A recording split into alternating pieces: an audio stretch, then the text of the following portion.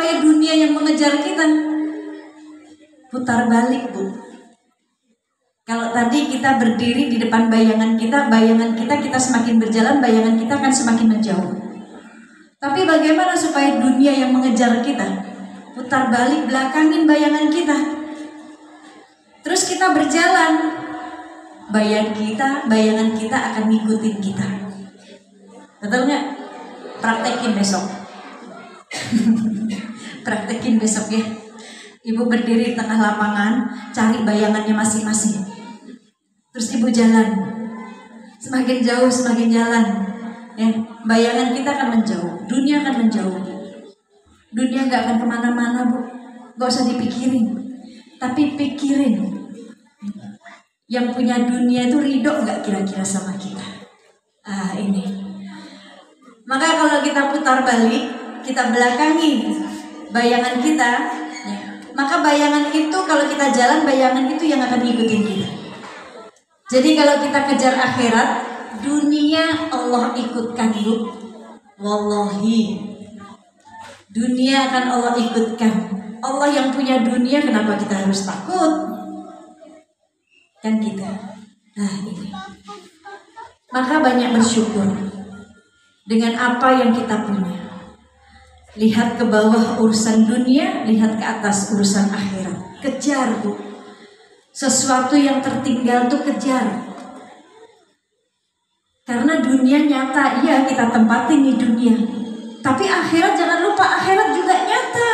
Bukan cuma cerita aja. Akhirat jangan sampai entar-entar aja akhirat. Dunia nyata, akhirat juga nyata. Dan kesempatannya adanya di dunia. Kalau dikubur adanya kesempitan, bukan kesempatan. Ya.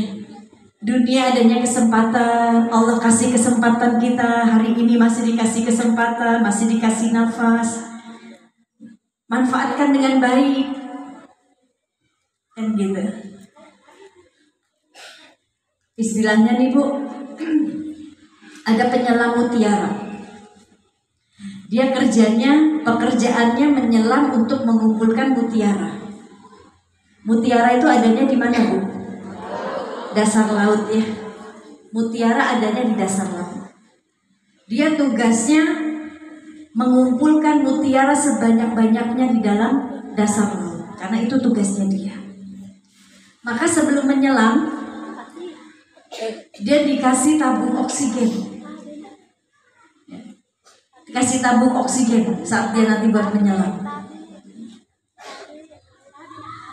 Di saat dia menyelam nih, sudah sampai ke dasar lautan, dia melihat semakin dalam, semakin menyelam sampai ke dalam, pemandangannya tuh semakin cantik.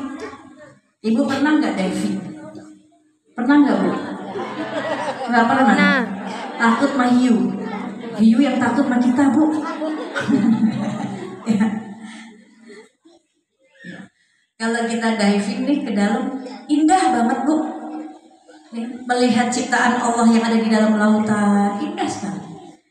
Nah, penyelam mutiara begitu melihat dasar lautan, di dalam begitu indah pemandangannya, banyak terumbu karang, ikan-ikan berlari-larian, yang kecil-kecil, yang cantik-cantik.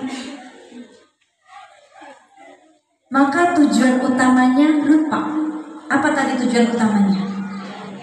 Mengumpulkan mutiara sebanyak-banyaknya. Dia lupa, dia bermain-main, bersenda gurau ya di dasar lautan, berlari sana lari sini, bersenda gurau, lupa dengan tujuannya. Sampai akhirnya dia tersadar tabung oksigennya sudah mau habis.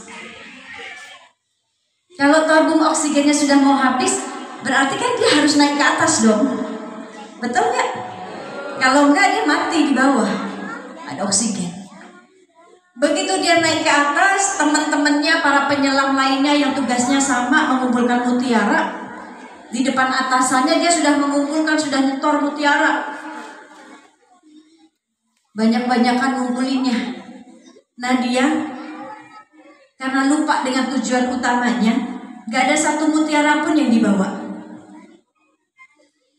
Kira-kira atasannya bakalan marah gak? Marah. Kalau nggak dipecat, ya dikasih kesempatan lagi. Kan gitu. Penyelam mutiaranya itu kita, hamba Allah. Tabung oksigennya adalah umur kita, nafas yang diberikan oleh Allah. Tujuan utamanya kita ini adalah menyelami dunia. Tetapi jangan lupa, tujuan kita diciptakan oleh Allah untuk tinggal di dunia yang sementara ini untuk ibadah. Itu tujuan utama kita, buat ibadah. Jangan lupa itu. Dunia ini tempat bersenda gurau. Jangan kita seperti penyelam mutiara. Kita sudah dikasih umur, dikasih nafas di dunia, tapi kita gak manfaatkan dengan baik. Sampai akhirnya tabung oksigen itu habis. Sampai akhirnya umur kita selesai. Terus kita gak ada amal yang kita bawa nanti. Allah mah gak marah, Bu. Allah gak butuh amal kita. Enggak, kan kita yang butuh.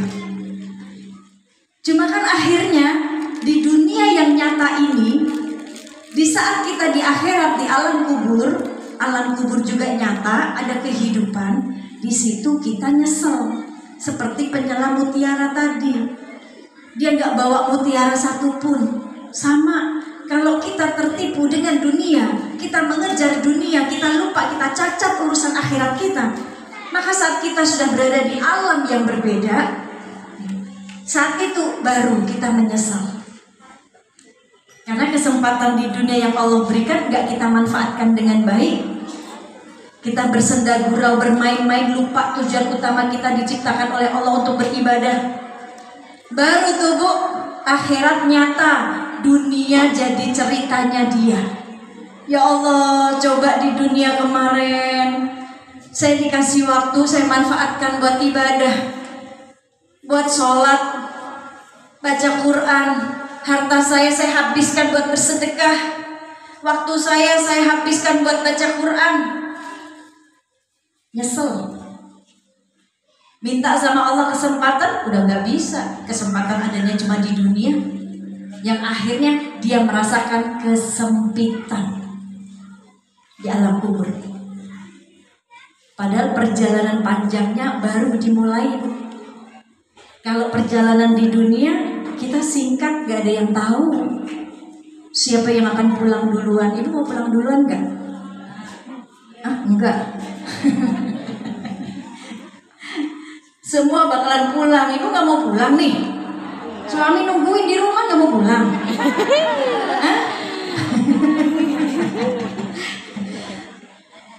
Ibaratnya kan semua bakalan pulang, Bu. Betul enggak? Semua bakalan kembali ke Allah. Mau yang tua, mau yang muda. Gak harus yang tua dulu, yang muda juga pulang duluan, Bu. Ya. Yang muda pulang duluan.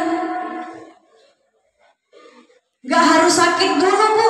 Yang sehat juga ada yang pulang duluan.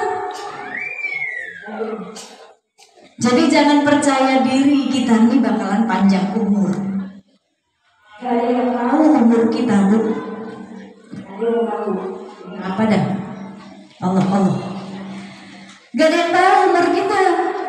Mati bukan buat yang tua, yang muda banyak yang mati. Mati bukan buat yang sakit, yang sehat banyak yang mati. Kenapa mati?